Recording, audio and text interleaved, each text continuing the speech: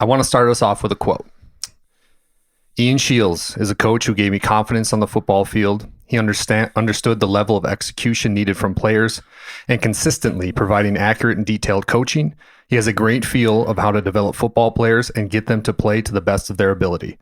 Thanks to his coaching, I was able to accomplish challenges that have helped me to adjust very differently in different football environments in my football career. As a person, Coach Shields instilled me with values of professionalism and family. He's a tremendous role model and a mentor to every player in the locker room.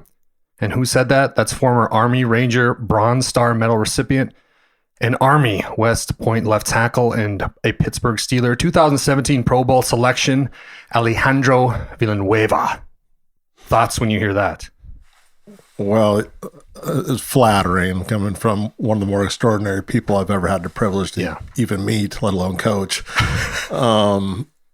Ali is a special man. I mean, so to hear stuff like that, it's flattering, and he's probably just trying to help me out and be nice. But those are some strong words. Yeah, and really, I mean, it hits you as a coach when you know. We love to win games, and the scoreboard's important and all that, but ultimately, you're trying to make a difference, and that's my calling. Like, coaching's my calling.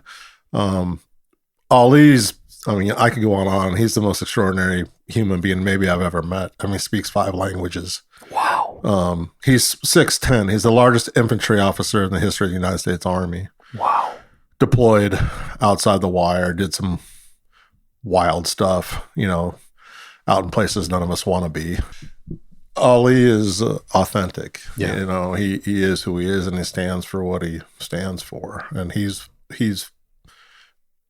knows what that flag means. Mm-hmm. He's fought for it and for the rights of everyone on this soil to enjoy that. So, special guy. I mean, tremendous. Not even talking about his athleticism or what just a genetic mutant he is at 6'10". And I mean, the story is, so when we got to West Point, our staff got there, and Ali played left tackle for the previous staff. Well, we did all of our testing and running and everything, and Ali was like one of the most athletic big guys in the building, or probably anywhere on earth. And we were trying to, at Army, it's hard to find matchups. It's hard to win matchups because you don't have the same, you're not recruiting the same people, Notre Dame or Boston College or Pitt, or, you know, the people you got to butt heads with consistently. So we had a big wide receiver at our previous stop. Cal Poly was the third round draft choice, Ramses Barden, and he was 6'6", 230. Now he ran a 4.55, and then we got a Super Bowl ring. He was All-American at the FCS level. We were just trying to find another matchup issue for people to complement what we did in the run game. And so we put Ali at wide receiver. So we open and trying this. Well, Ali, his senior year, so talk about a selfless human being, and talk about this guy. We said, because I'd like to try that, because I might play tight end in the NFL if I could get that opportunity.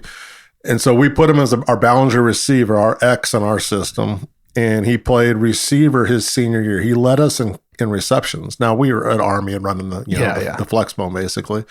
But I believe he had 35, 38 catches, something like that, his senior year, a few touchdowns. He had a touchdown against Iowa State. I know he had one against Ball State. I'm just jogging the memory.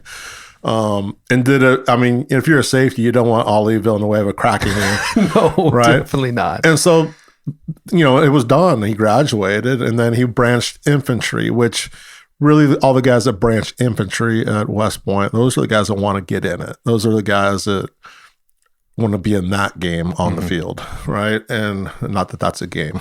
Right, yeah. But so those guys want to go to Ranger school, right? And so Ali did. He went to Ranger school, became an Army Ranger, went to Afghanistan, did all that, did his service, which you're required to do, and then came back and signed as a free agent with the Eagles as a D lineman.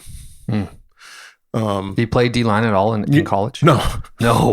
Maybe his freshman year, before I got there, but then he was predominantly on the offensive side. But the Eagles saw something in him as a D lineman, and he went to some training camp and whatnot. And the last preseason game, they were playing the Steelers. Okay. And Ali wasn't getting a lot of run. And Mike Tomlin saw him across the field and said, "Who's that big joker over there?"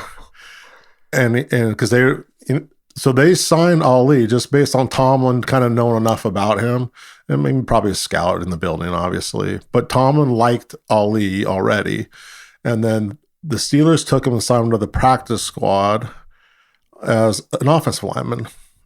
And so he was there and he's on the practice squad. And then through injuries, the left tackle, I think, blew out his ACL. The next guy gets hurt. All of a sudden, Ali's off the practice squad and he's playing left tackle for the Pittsburgh Steelers. Wow. Yeah. And then he did well enough where I'm thinking Ali was Pro Bowl 2 times for sure, maybe 3. Mm-hmm. And then I think, then he ended up signing a big contract and played for the Ravens for maybe a year or 2 to finish. But you talk about an extraordinary person and selfless and just a crazy story. I mean, he was a competitive swimmer as well in his youth. Like a swimmer. Yeah. Wow. 6'10". So, geez, not many paddles to go down to the end of the pool, I'll tell you that much. No, he is just a great person, you know, but also you wouldn't want to get in a fight with him. No. And you wouldn't want to play Scrabble with him. Like, no.